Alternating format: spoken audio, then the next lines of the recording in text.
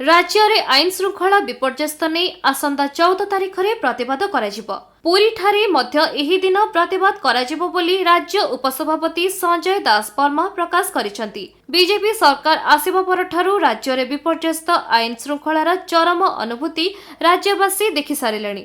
तेणु एहाकु नै एबे बीजेडी पक्षरु सारा राज्य में प्रतिवाद कराजिबो बोली कहिसेंती राज्यसभा सांसद सुभाषिष खुंटिया।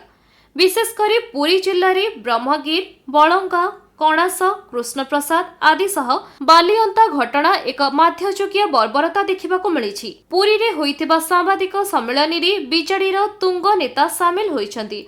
आ सत्यवादी विधायक ओम प्रकाश मिश्र अपराधी को आत्मसमर्पण कथा चेतावनी देबा परी ता परदिन कणास अपराधी आत्मसमर्पण करबा पछरे तांकर संपृक्त बोली कहिसंती संजय दास वर्मा। समस्त को कहि रखिबा पई चाहे ओडिशा एक शांति प्रिय राज्य।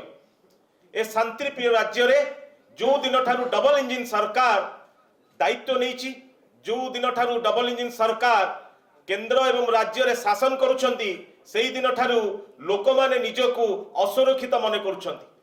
विगत किछि दिन हबो आपण माने अनुभव करुथबे एवं गणमाध्यम रे प्रत्येक दिन खबर कागज रे पृष्ठा उल्टेला बेलू बाहरुछि जे कोठी किए मारिदेले, कोठी क्या गण दुष्कर्म कले, अनेक कार्यक्रम मु कही रखिबा पई चाहे। गोटे राज्यसभा सांसद भावे मते किछि दिन पूर्वर गुली करी मारिदेबा पई ओपन धमक आस्तिला। श्रीमंदिर को बम पकई उड़ाई देबा पई मध्य धमक आस्तिला एवं जी अरेस्ट होइथिले 3 मास भितरे से बेल रे गला परे पुणी सी धमक देले जे पुणी गुली करी मारिदेबे। तेणु कोठी ना कोठी आईन श्रृंखला परिस्थिति उपर प्रश्नवाची आसुची। आसंता किछि दिन परे रथ यात्रा, विश्व प्रसिद्ध रथ यात्रा अनुष्ठित हब। जदि एपरी अपराधी माने बारंबार खोला चैलेंज करिवे निश्चित रूपे प्रश्नवाची हेछि। मु कहि रखिबा पई चाहे आपण मानकु कणास रे किछि दिन पूर्वे आपण देखिथिबे बाली माफिया माने जने युवक को पनिकी रे हाणी देवा सहित एते नृशंस भावे मोटरसाइकल चढ़ई तांकर जो भली विभत्स तांको जंत्रणा देइथिले यह दुखदजनक।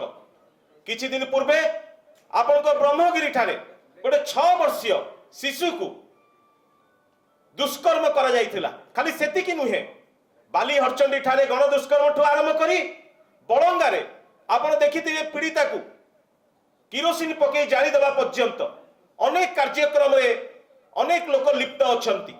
पिपिली रे गोटे छोट पुओ को दुष्कर्म करी ताकू सेप्टिक टैंक रे पकई देइथिले।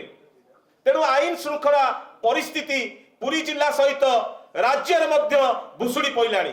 आपण देखिथिबे गोपालपुर रे गण दुष्कर्म ठू आरंभ करी आपण देखिथिबे बालेश्वर रो से झियोटी को किपरि निर्मम भावे बाध्य करागला से मृत्युवरण करबा पई। तेणु मु कही रखिबा पई चाहे ए डबल इंजिन सरकार आसिला परे आईन श्रृंखला परिस्थिति विपर्यस्त घटिछि। तेणु आमे आसंता 14 तारिख दिन एसपी का ऑफिस रे प्रतिवाद करा जिवो एवं बिजु जनता दल सदाबले नवीन पट्टनायक सरकार समय रे लोक मानक सहित अछि। सरकार रे नवीन बाबू रुहंतु कि न रुहंतु सदा सर्वदा लोक हित पाई ओडिशार विकास पाई नवीन बाबू काम करि आसिचंती। तेणु ए आईन श्रृंखला परिस्थिति को जदि सरकार अणदेखा करंती आगामी दिन में आईन श्रृंखला परिस्थिति को सजाड़िबा पाई नवीन बाबू नेतृत्व में प्रत्येक जिलार हेडक्वार्टर थारे प्रतिवाद हब।